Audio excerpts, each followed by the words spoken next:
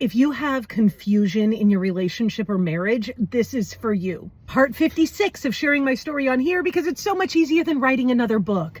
In 2020, when we moved our whole family to Las Vegas with our son being sick, we knew we needed a pivot. I really wanted to get back into coaching or consulting because I really, really loved consulting, especially with businesses, because it's just fun to be able to clean up the messes and create new SOPs and rehire new people. But I had also noticed that there's this problem in a lot of businesses. Most of the time, businesses don't fail because of business problems. They fail because the CEO or owner is like drunk and hooked on Adderall and screwing their secretary or whoever is around. Like, that's the bigger problem. And so I had done a lot of life coaching type stuff through business coaching and consulting.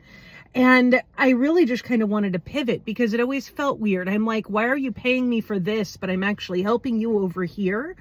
And it just seemed like a more direct line. Let's just talk about relationships, because that's the bigger problem here and why most businesses aren't successful. And I felt qualified. I felt like we were qualified because at the time we had been married for 16 years. And Reed had always been my best friend, like my best friend.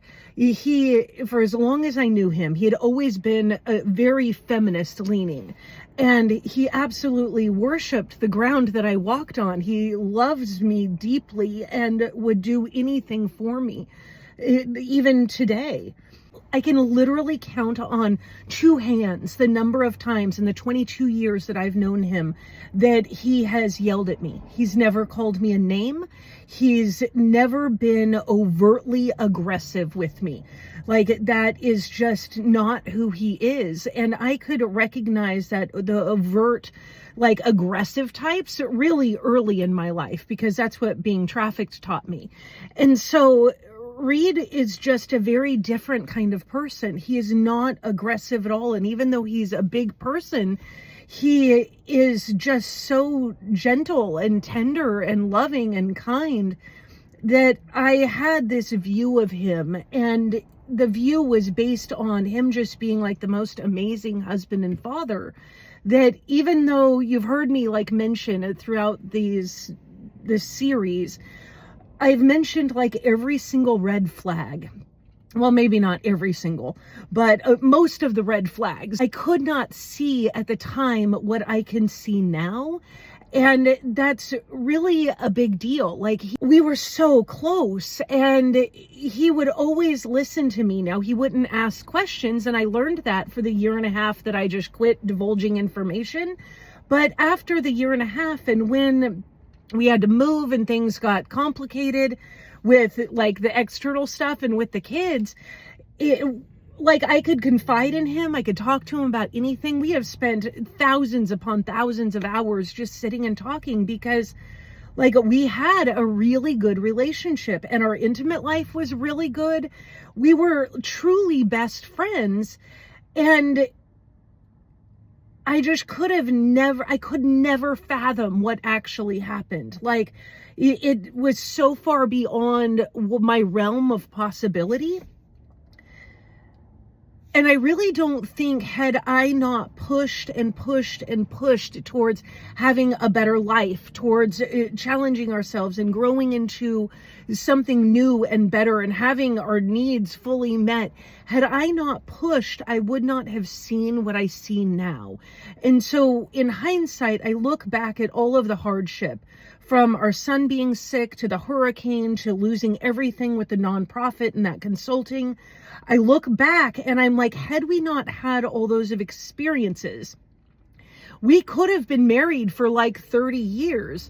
And because it was the challenges that brought out the things that I could not see, because he is just such a kind person and so loving on the outside that I could not break that cognitive dissonance. And in that process, what I've learned is that confusion is the number one indicator that we should not be confused in our relationships. And I always had this felt sense of like, I'm just not sure where things are. Like we can talk about something. And then he was an avid reader too. So I would read like 5 books and say like, this is the best one, read this one. And he would read it and we'd talk about it. And like, I could not fathom him not making the changes or not doing the things. Like it was so far beyond me because he was so willing to learn and willing to grow and deeply apologetic. And yet there was something not right. And I didn't know what it was until we started coaching. And so early 2020, our son's getting better. The lockdown happens.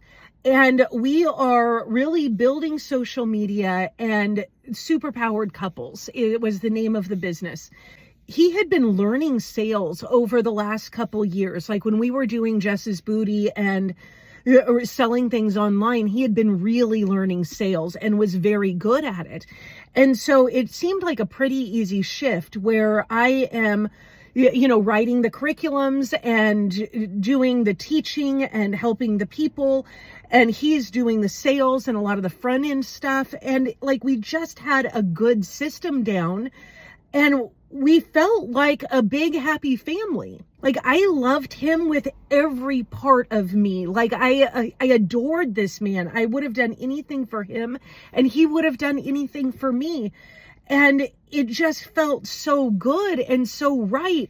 I could not fathom anything else. And that's the crazy part about cognitive dissonance. It's like this giant brain fuck where I'm super quirky. Like if you haven't figured that out yet, like I'm kind of a wild one. And my mom always encouraged quirkiness because my mom is quirky as hell. And so it was like he accepted all these weird parts of me and my big energy and my flow. And it just seemed like this was the time to rise to a new level and like be different, grow more. We were doing our comeback and we were doing it together. God, I was so naive. He really has like this golden retriever energy.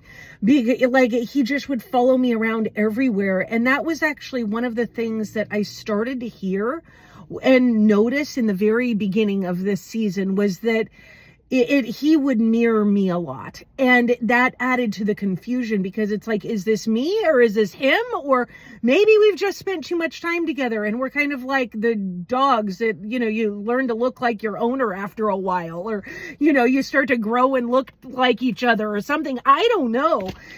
It was like you almost couldn't tell whose personality was whose. And that just added so much more to the confusion.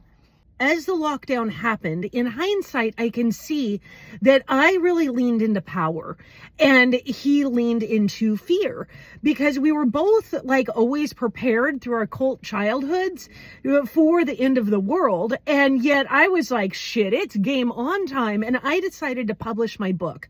I had been working on my book back in like 2010, 11, 12, got it almost done, but then put it in a folder along with all of my websites, everything I was doing. I put it in a folder and I said, Jess, never to be published again.